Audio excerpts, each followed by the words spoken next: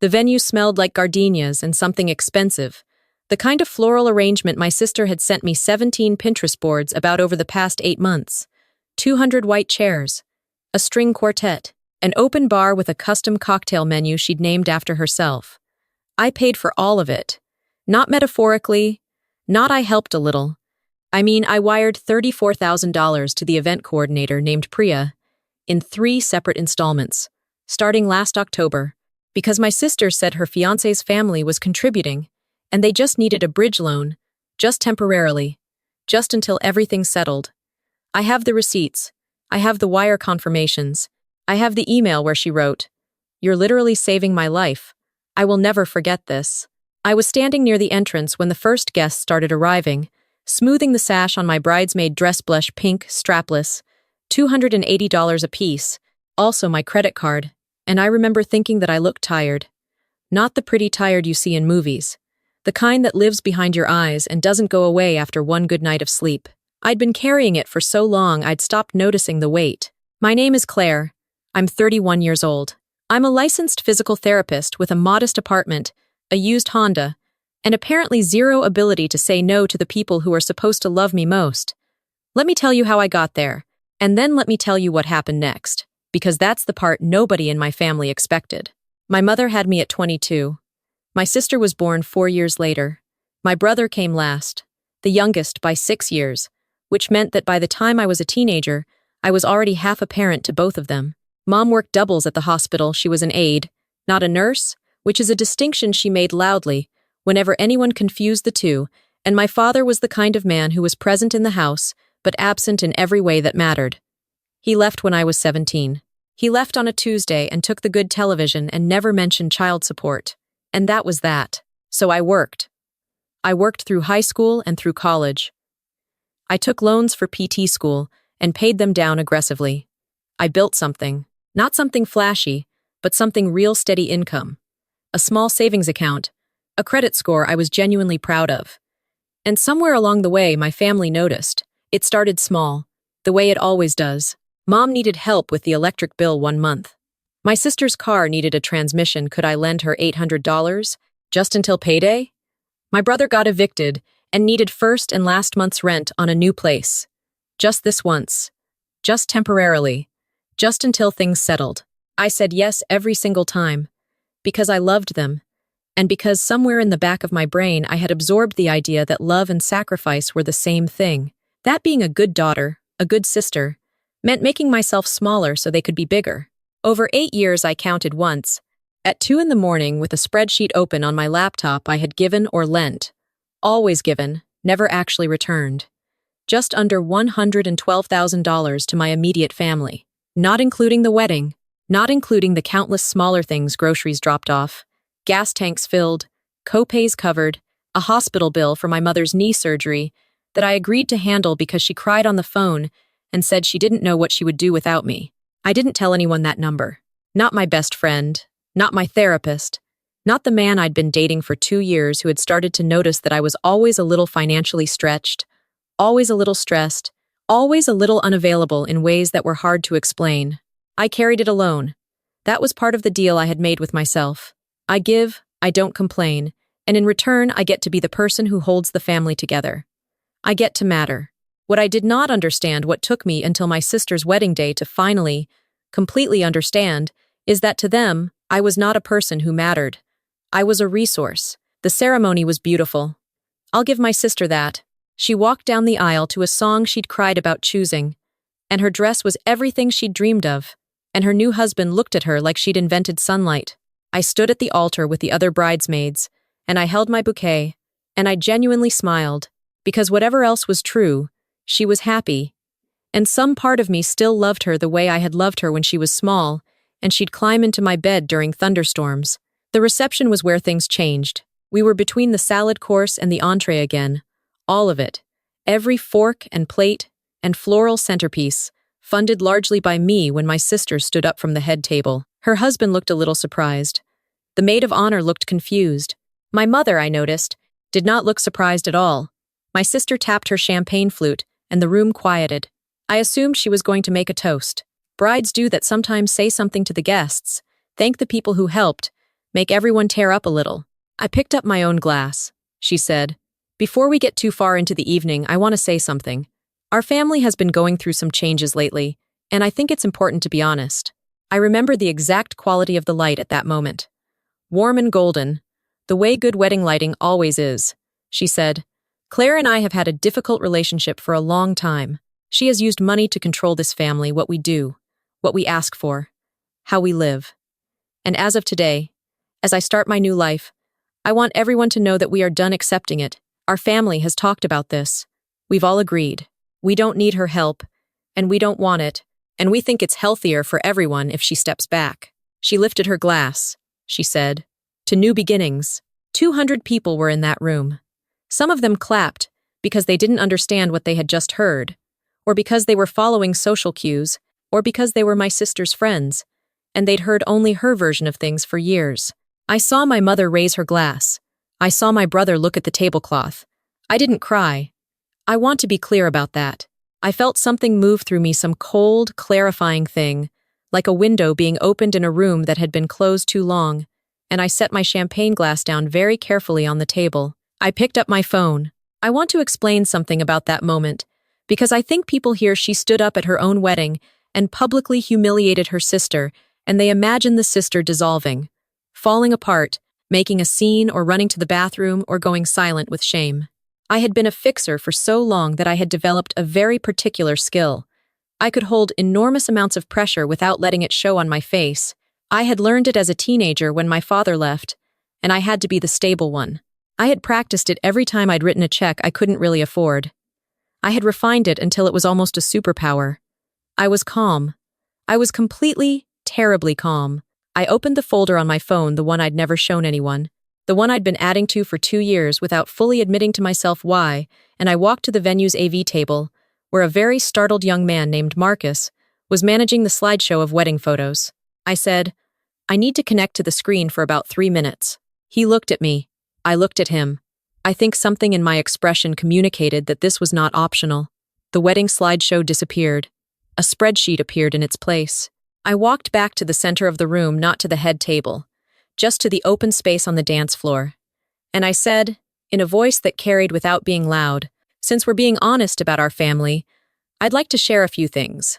I did not yell. I did not perform. I spoke the way I imagine a doctor speaks when they deliver a diagnosis they've been preparing for. Clearly, precisely, without cruelty but without mercy either. I told the room that the spreadsheet behind me represented 8 years of financial records. I told them the total. I told them that the venue they were sitting in, the dinner they were eating, the flowers on every table, I had funded all of it, at my sister's request, with the understanding that it would eventually be repaid. I said that I was not angry about the money. I said what I was actually saying, which was, I had believed that what I was buying with that money was belonging. I had believed I was purchasing my place in this family, and I had finally understood that was never a transaction they intended to honor. I looked at my sister. I said, "You're right that things need to change. We agree on that much." I looked at my mother. I said, "I love you. I have loved you in the most expensive way I knew how, and I understand now that it was never enough, and I'm done trying to make it enough." Then I said one more thing, and I said it quietly, just to the table where my family was sitting. I said, "This venue is in my name. The contract is with my credit card. I'm going to ask Priya to come speak with me in about 10 minutes, and we're going to have a conversation about the remainder of the evening." I didn't actually do anything to the reception. I want to be honest about that too. I spoke to Priya. I made sure everything would continue exactly as planned, because 200 guests hadn't done anything wrong, and because the catering staff deserved to finish their shift, and because despite everything I am not someone who burns things down for the sake of burning. But my family didn't know that. For the rest of the evening, they didn't know what I had done or hadn't done, and I think that uncertainty was its own kind of answer. I left at 8:30. I drove home with the windows down. I did not cry until I was in my own parking lot. And then I cried for a long time, and then I went inside and made tea, and called my friend Danny, who had been telling me for 3 years that this day would come. And she answered on the second ring, and she said, "Tell me everything," and I did. That was 7 months ago. Here is what happened next, because this is the part that matters. My sister did not call me after the wedding. Not an apology. Not an explanation. Not even the performative check-in that might have at least gestured toward remorse. Nothing. My brother sent one text 3 days later that said that was a lot, and then went quiet when I didn't respond. My mother called twice in the first week and left voicemails that were more about how the wedding had been uncomfortable for other guests than about anything she had said or done or allowed. I did not call any of them back. This was the hardest part. Not the wedding, not the public moment, not even the grief of finally seeing clearly what had always been true. The hardest part was the silence I chose on the other side of it. Because I had been the one who called. I had been the one who checked in, who followed up, who smoothed things over, and pretended the last wound hadn't happened because a new crisis had arrived that needed my attention. When I stopped doing that, there was just nothing. A void where the obligation had been. I filled it slowly, the way you fill anything that has been emptied out. I started saying yes to things I had always been too stressed or too broke or too busy managing my family's emergencies to do. I took a weekend trip to Savannah with Danny. I started seeing my therapist twice a month instead of once. I had dinner with the man I'd been dating. His name is Joel, and he is patient in ways I am still learning to accept, and I told him the real number, the $112,000. I said it out loud for the first time, and he didn't flinch, and he said, "Okay.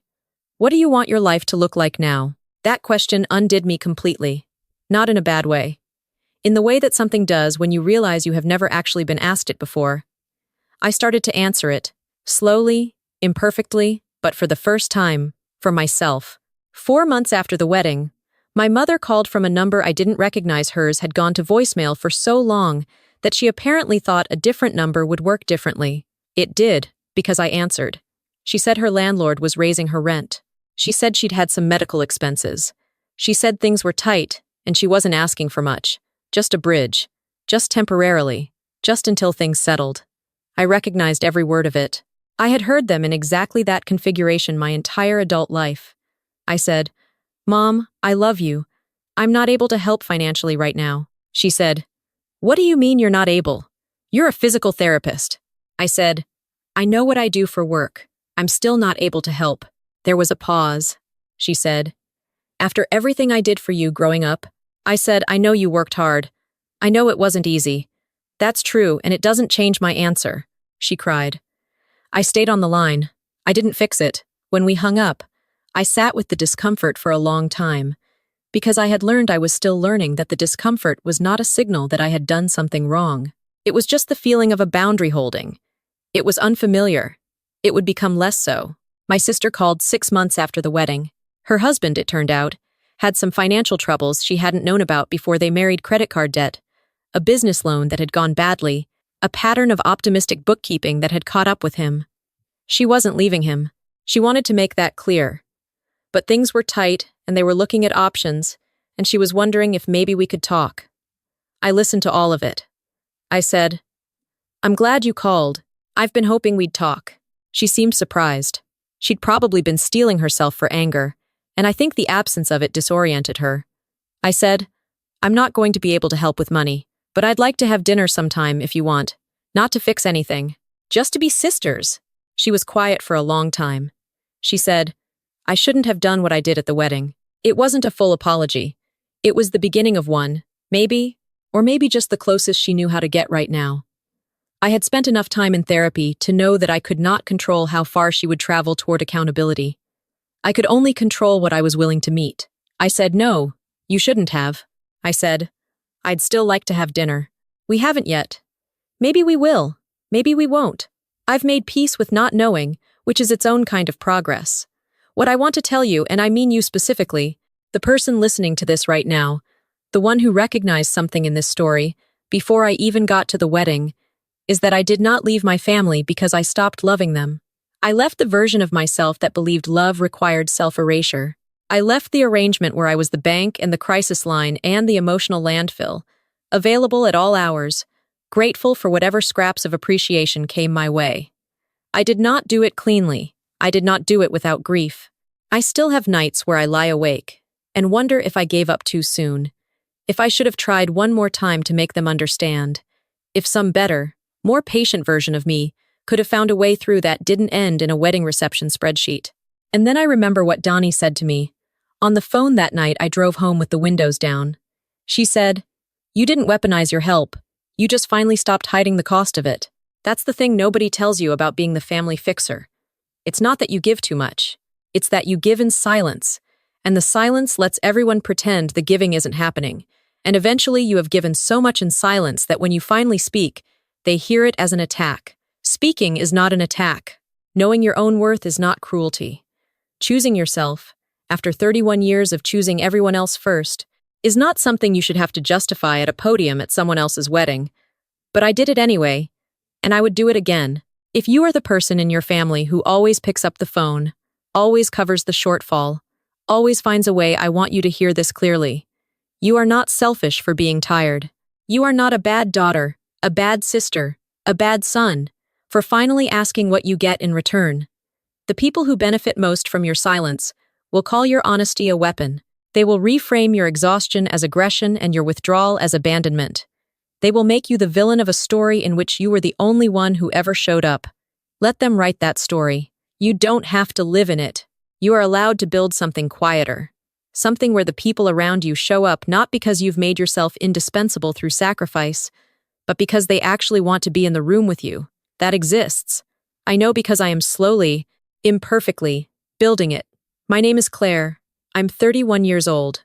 I have a modest apartment, a used Honda, a therapist I see twice a month, a patient man named Joel who asked me what I wanted my life to look like, and a best friend named Danny who answers on the second ring. I don't have $112,000, but for the first time in a very long time, I have something that actually belongs to me. That's enough. That's more than enough. If this story found you today, it wasn't an accident. Share it with someone who needs to hear it. And if that someone is you, I hope you give yourself permission to rest.